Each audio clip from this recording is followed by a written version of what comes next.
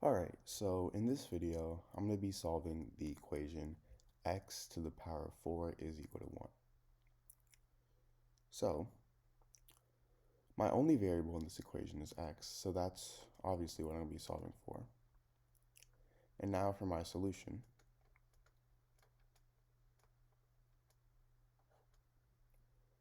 I'm going to first rewrite my equation down here, so I have a little more solving space. X to the power of 4 is equal to 1.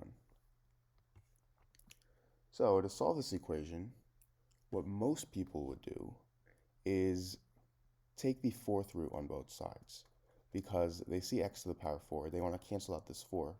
So they take the fourth root on both sides and they simply get x is equal to positive or negative 1. However, for exponential equations,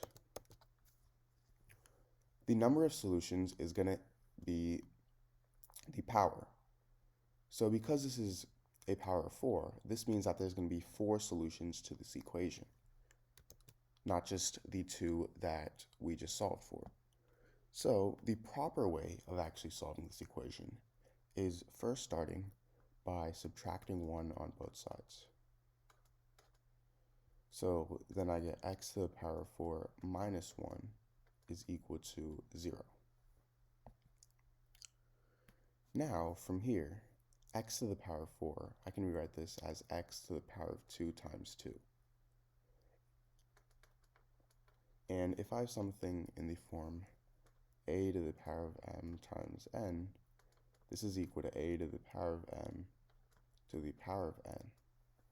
So x to the power of 2 times 2, that's going to equal x to the power of 2 to the power of 2. And negative 1, I can rewrite that as negative 1 to the power of 2 because 1 is the same thing as 1 squared. Now from here, I can use an algebraic property that states that a squared minus b squared is equal to a plus b times a minus b.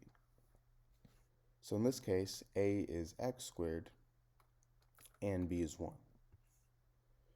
So I get x squared plus 1 times x squared minus 1 is equal to 0.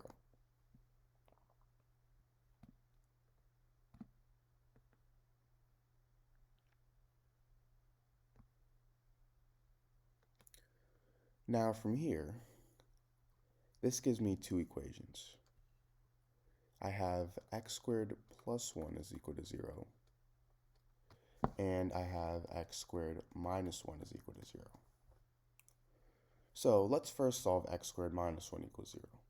What I'm going to do is rewrite this as x squared minus 1 squared is equal to 0. And the reason being, I can use this property once again. So x squared minus 1 squared, I can rewrite this as x plus 1 times x minus 1 is equal to 0. And now again, this gives me another two equations.